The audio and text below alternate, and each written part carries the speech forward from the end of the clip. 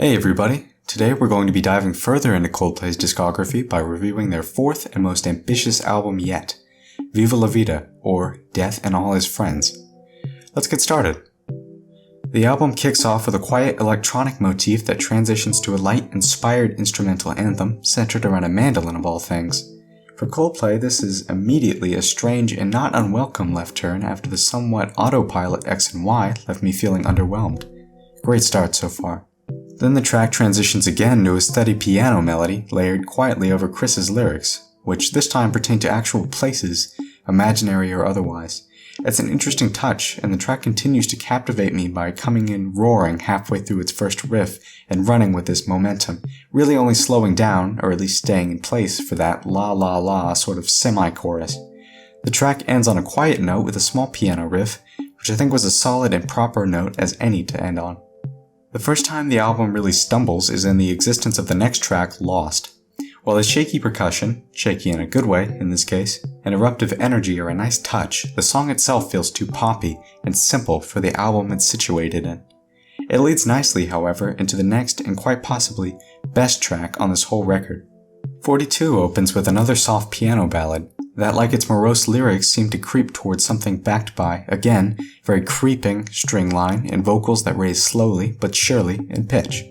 Then the track takes a turn with a very affected guitar riff and rises again towards a storm more chaotic and climactic until it orgasms into a tear-jerkingly climactic and joyful enterprise of a last hurrah and carries it wonderfully with a simple but powerful and meaningful guitar solo, if you can even call it that.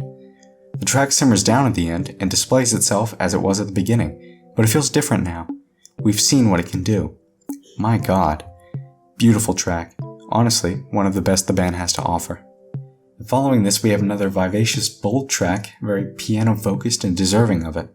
Lovers in Japan utilizes this energy to build on this sort of romantic overtaking feeling, a feeling which they've tackled before but never this directly, and while it isn't subtle, it's all the better for it. Gorgeous track that, especially with the gorgeous Rain of Love ditty at the end, is wholly deserving of its length. The next song we hear is Yes, a very jaded and simultaneously tempestuous track that more directly creeps up on you by way of tense, nearly snapping vocals, multiple break-offs into tight string sections, and let's not forget those dark, foreboding lyrics, delivered pretty much perfectly in surprising low register by Chris.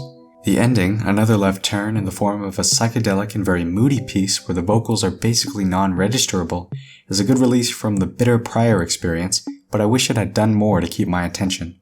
Again though, we're seeing good, ambitious efforts on display here. The next track is one I think we all know, the title track, or at least one of the title tracks on this thing, comes out the gate charging full frontal. Gorgeous and addictive strings peppered by subtle and understated electronic work, in addition to a captivating story being told about regret and falling from power, all wrapped up in the neat bow of the band's golden, passionate performances, which impressed me with the romanticism of it all. Love this track. After this, we transition perfectly from the prior track and hear the at first ambient and slow build-up to what reveals itself to be almost someone shouting out in the middle of an empty arena. Violet Hill then kicks off with explosive percussion sections and a very hooky guitar that gets its time to shine a little after halfway through. Great job, Johnny. And it feels like one of the most vivacious and explosive tracks in the whole record, honestly, before retreating dutifully to its understated conclusion. Strawberry Swing is a delightful and very relaxing track where the guitars and drumming coalesce perfectly to wrap you in a trippy, warm haze nearly through the whole way, stopping only to recognize its other, similarly enjoyable tempo-altering sections. A great acoustic riff is present partway through that wraps the instrumentation up nicely, not to mention the again pleasant and very understated electronic segments. Death and All His Friends is probably one of the best endings you could have on this record. It begins, like much of the album, quietly and ceremoniously towards a more energetic section that takes its time to completely wow you in a climactic finishing move.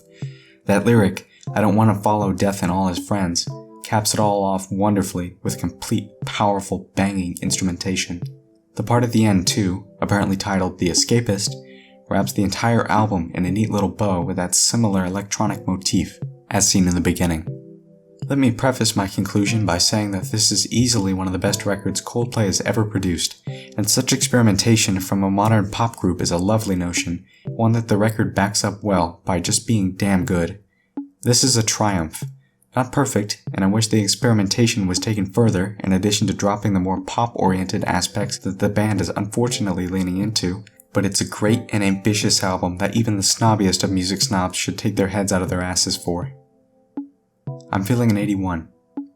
Thanks Coldplay, and thank you Brian Eno. So what did you guys think of this LP? Was I too harsh on it? Maybe too generous? Let me know down in the comments below.